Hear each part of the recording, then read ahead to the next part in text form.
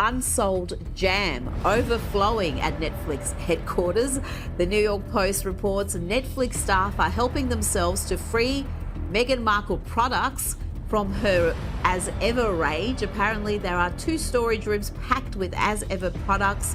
Said a source, they're literally just giving it away to employees. One staffer walked out with 10 products for free. There's something wild happening, and it all starts with an Instagram post. Meghan Markle was filming herself lighting candles, soft glow, dreamy home, the whole aesthetic. Her captions talked about mood, warmth, the beauty of an evening ritual, and right below that post, a link to buy that exact candle for $64. At the exact same time, inside Netflix's Hollywood campus, 2 storage rooms were packed floor to ceiling with those same candles, same jam, same wine, same flower petal sprinkles. Netflix employees were walking out with 10 of them for free just to clear the overstock. Same products, same week. One group paid full price. The other group carried them home in a tote bag. And Meghan said nothing. But here's where it gets really interesting. This isn't just an overstock problem.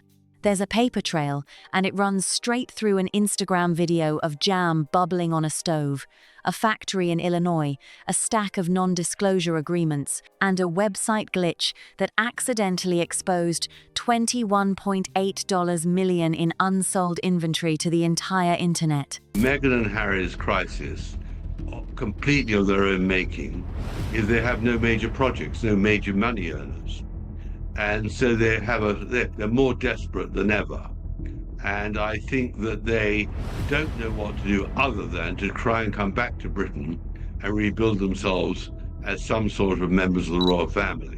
Read that again. By the time we reach the wall that Tom Bower hit while trying to trace who actually makes this so-called home kitchen jam, you'll understand exactly why those storage rooms were overflowing, and you'll see a connection nobody else has put together yet.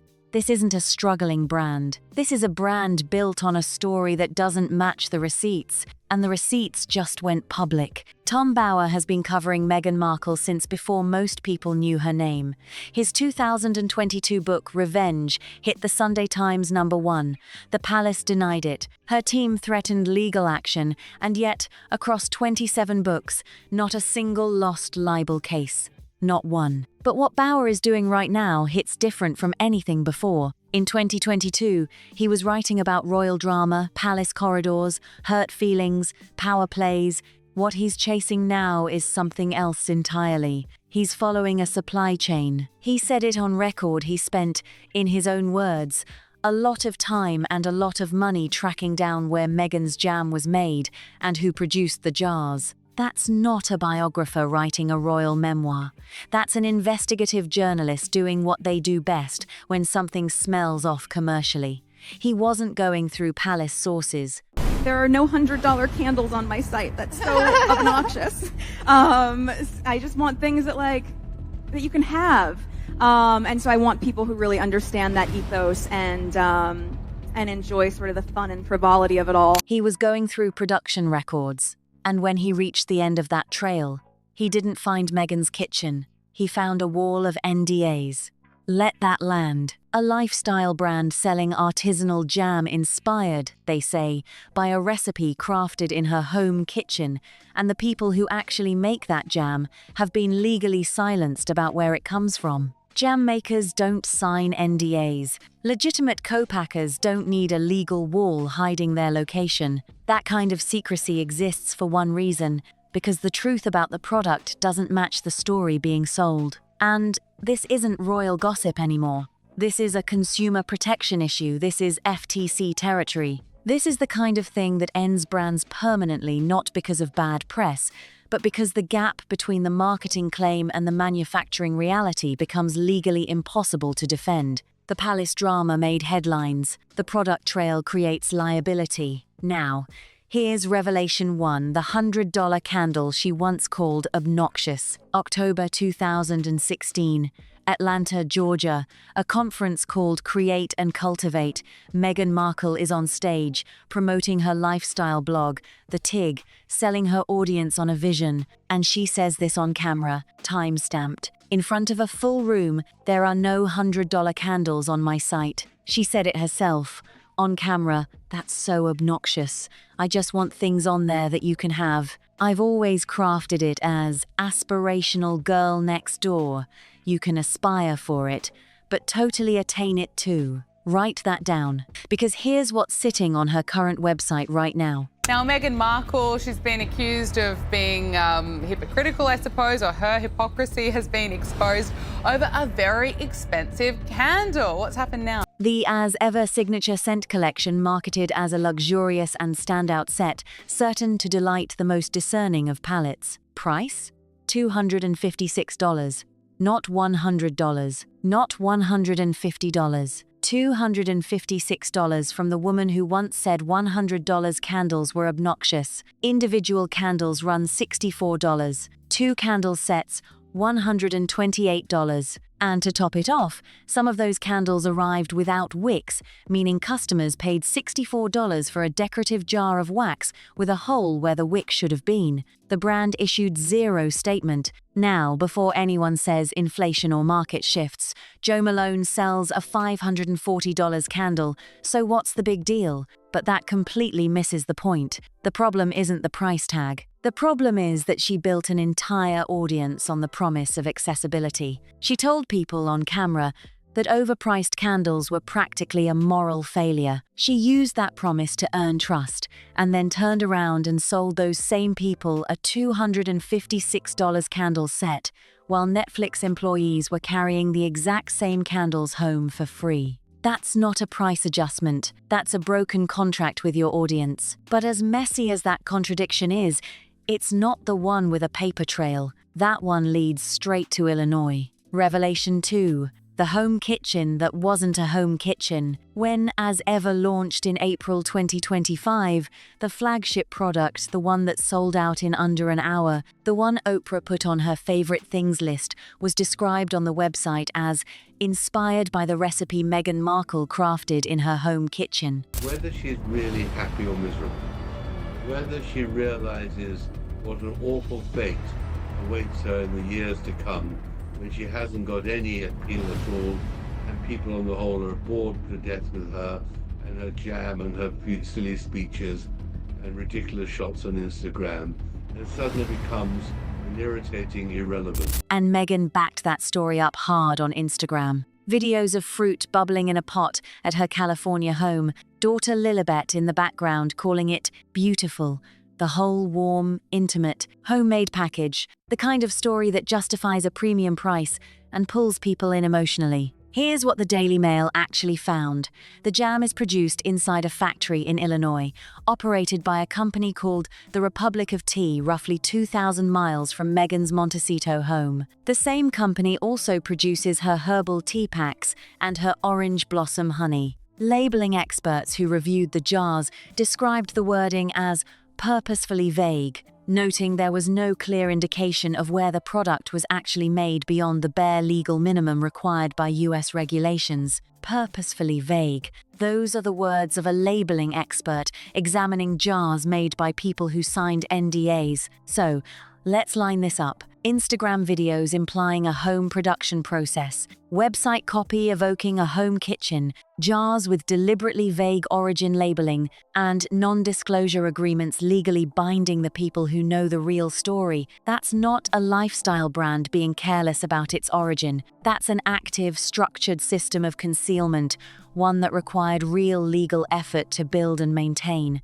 That's the supply chain lie.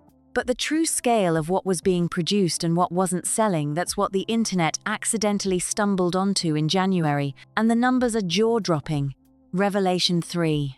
The website that told the truth by accident. The 3rd of January 2026. A Reddit user discovers a flaw buried inside the As Ever website. There's no cap on how many items you can attempt to add to your cart. When you enter an absurdly large number, the site automatically reduces your order down to match available stock, and in doing so, accidentally displays the real inventory count right there on the screen. The screenshots spread fast, and what they showed was staggering. Signature fruit spread trio gift box, 137,429 units. Flower sprinkles, over 80,000 units. 2021 vintage Napa Valley Brut, 6,866 bottles. Total estimated retail value of unsold inventory, approximately $21.8 million sitting there, moving nowhere.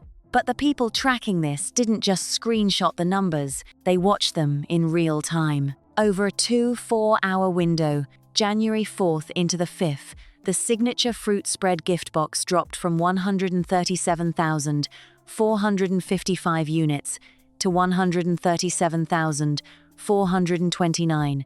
As Ever now has a new must-have item, matches. Yes, look how nice the packaging is there. The matches are presented as part of a curated set involving her $64 candles and various teas. The blue matchbox with the As Ever logo is included in a $110 morning ritual and evening ritual set, including honey tea and a candle. I mean, this sounds like a bargain. That's 26 units sold in a single day out of 137,000, a daily sales rate of 0.01%. At that pace, it would take over 9 years to sell through just that one product. Read that twice. Now remember what Meghan told Bloomberg's The Circuit: when you sell out that quickly, it's a double-edged sword because it's an incredible thing for any small business and any startup. She described scaling from a few thousand jars to a purchase order of 1 million, claiming demand forced her hand. The website told a completely different story. She quietly patched the glitch, slapped purchase limits on the site, max 50 gift boxes, max 20 bottles of wine, and issued no public statement about what that glitch had exposed. The story just changed again, becoming quite the habit at this point. If you think that's wild, wait until you see what this inventory math meant for the people who paid full retail while Netflix employees were loading their cars for free. We get there shortly. But first, the candle that cracked everything wide open. Revelation 4, the $64 candle that couldn't be lit. The 10th of November, 2025. Podcaster Link Lauren, host of Spot On, orders a full haul of As Ever holiday products to review on camera: orange marmalade, raspberry spread, strawberry spread, flower sprinkles, and the signature candle number 084, named after Meghan's birthday, designed to smell like her California home: freshwater lotus, earthy sandalwood, California poppy. He opens the box live. There is no wick. You guys, there's no wick. This has to be a joke. I'm not even kidding. There's literally nothing to light in here. This is like Meghan Markle's career failure to launch. The video went viral. And then it got worse. Because Link Lauren wasn't alone. A verified purchaser on Trustpilot wrote, "The claim that her candles are hand-poured is highly dubious, given that many of them are missing their wicks. If I were to make a hand-poured candle, I would notice if the wick was missing. It's all cheap junk sent out by a drop shipper without any QC being in place at all. Hand-poured. That's the exact language on the As Ever website, the word that justifies the premium price. Hand-poured implies a real human being present at every single stage, hands in the process from start to finish. So how does a hand-poured candle ship without a wick? Then, in what can only be described as a spectacular own goal, the brand sent one of these candles as a gift to one of Meghan's most prominent media critics, Dan Wootton. He opened it. No wick. As one reporter put it, the joke got funnier when he opened the package. No official statement, not one word about the wickless candles. They're still listed for sale. That's a quality control failure, but the bigger failure was running in the background the whole time, while the Instagram posts kept going up, while the candle lighting aspirational content kept rolling. Now let's talk about who was watching all of that content and what they were walking out with for free. Revelation 5. 2 storage rooms, 1 Instagram post. The 2nd of February, 2026, page 6. 2 independent sources confirm it. 2 storage rooms on the Netflix Hollywood campus, 1 in the Icon Tower, 1 in the Epic building packed with As Ever products. Jam, candles, wine, flower petal sprinkles, Netflix employees walking out with 10 products at a time, for free, because there was, in the words of one source, so much overstock. Let's be precise about the timeline. November 2025, Meghan is posting candle lighting content on Instagram. Link in bio. $64 a candle, some arriving without wicks. At that exact same moment, those same candles are being handed out free to whoever walks past the storage room on the Netflix campus. Then, the 6th of March 2026, Netflix officially ends its partnership with As Ever, 11 months after launch. A spokesperson delivered the polished exit line, as it was always intended. Meghan will continue growing the brand and take it into its next chapter independently. But an industry source told Us Weekly something far more direct: Netflix cut ties because the show simply wasn't performing. And then the source added, the streamer gave away truckloads of her product to employees after the lifestyle series ended. Truckloads. That's not the language of a healthy partnership. Season 1 of With Love. Meghan ranked number 383 on Netflix's most watched list for the first half of 2025. Season 2 didn't crack the top 1,000. The holiday special didn't appear in Netflix's engagement report at all. You don't dump truckloads of a partner's product onto your own employees and then issue warm corporate farewell statements unless something went seriously wrong. The statement said one thing. The storage rooms said another. Now I want to talk about a specific person for a moment. Not Meghan, not Netflix, not Tom Bauer. The person who saved up, or just clicked without overthinking it, and spent $64 on a candle because they believed the story, they watched the Instagram content, they saw the warm kitchen. They heard the words about elevating everyday moments. They read hand poured on the website and thought, this is worth it. She made me feel something. I want to bring a piece of that into my home. That person opened their package. No wick. A jar of wax with a hole in the center where something should have been. They reached out to customer service and got an automated response. No public acknowledgement from the brand. No apology. No, we identified a production issue and we're fixing it. Just silence, and the candles kept selling. Think about what that moment actually feels like. It's not just the sting of a defective product. It's the specific gut punch of realizing the story you bought into the home kitchen, the hand-poured craft, the Montecito warmth wasn't what it appeared to be. That the product you paid a premium for, precisely because of how personal and intimate the brand felt, was actually coming from a supply chain so carefully hidden that the people making it had to sign NDAs. There's a word Meghan herself used back in 2016, standing on that stage in Atlanta, explaining why she built the TIG. She talked about accessibility, community, the aspirational girl next door, things people could actually have.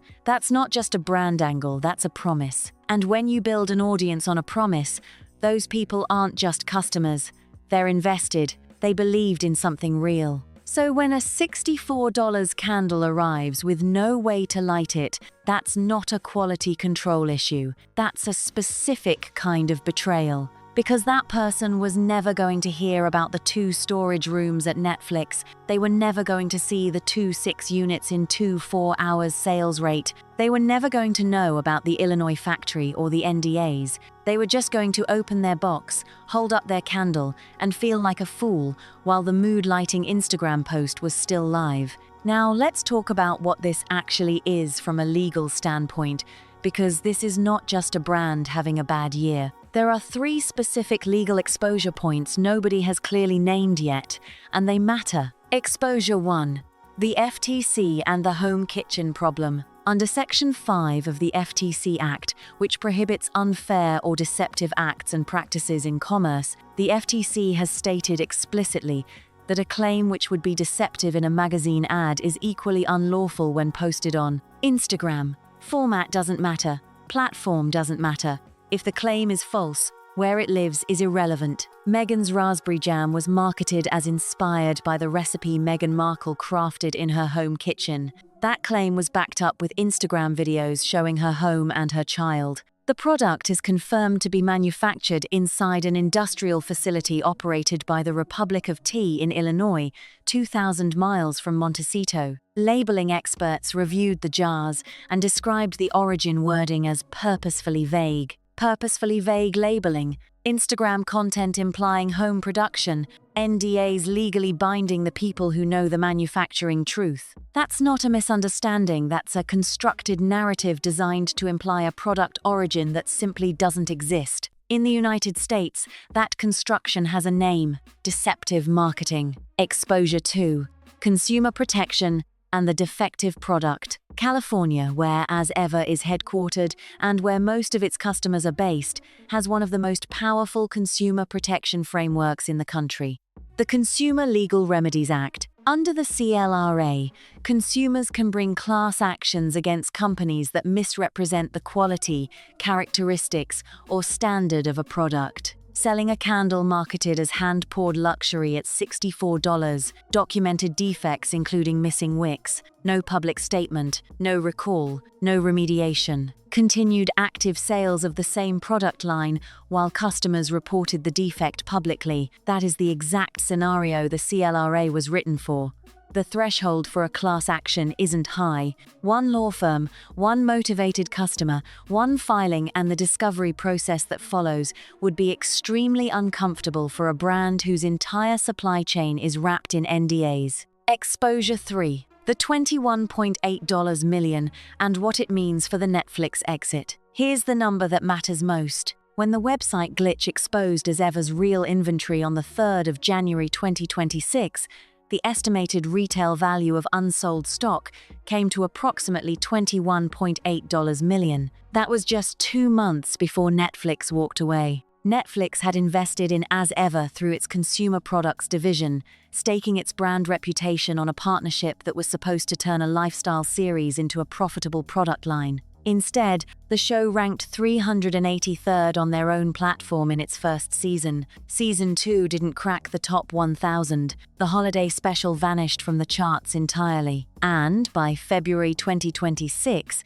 Netflix's own employees were loading up free overstock from 2 campus storage rooms. Netflix exited the equity partnership 11 months after launch. The official statement was warm. The industry source was not Netflix cut ties because the show was not performing well, and the streamer gave away truckloads of her product to employees after the lifestyle series ended. A company doesn't give away truckloads of a partner's inventory if the partnership is healthy. A company doesn't exit an equity stake after 11 months if the brand is genuinely ready to stand on its own. Netflix wasn't walking away from a success. Netflix was cutting a loss, and the person left holding the bill, in the most literal sense, is the customer who clicked the Instagram link and bought the candle that couldn't be lit.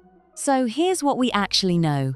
In October 2016, Meghan Markle told a room full of people that $100 candles were obnoxious, that accessible, attainable products were the entire point. That was the promise. That was the foundation she built her original audience on. Then in 2025, she launched a lifestyle brand, posted Instagram videos of jam bubbling on her stove, used the words home kitchen, hand poured, and inspired by my life in Montecito, built a story and then charged people $64 for a candle.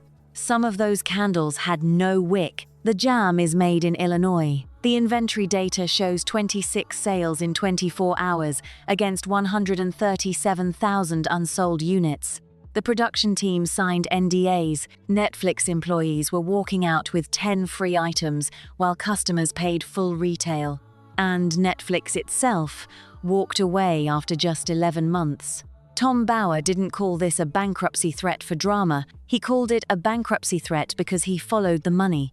He followed the jars. He hit the legal wall, and that legal wall told him everything he needed to know about why it exists. Here's the thing about NDAs in a supply chain. You don't use them to protect a strawberry jam recipe. You don't use them to guard a trade secret about fruit spread. You use them to protect a story. And the only reason you need to legally protect a story is because the story isn't true. The story was Meghan Markle in her beautiful California home, crafting artisanal products from scratch, bringing warmth and intention into everyday life, making things people could actually have. The reality was an Illinois factory 2,000 miles away, mass-producing jam under an NDA, while the marketing machine posted Instagram content about a bubbling pot on a Montecito stove. That gap between the story and the supply chain isn't a brand misstep.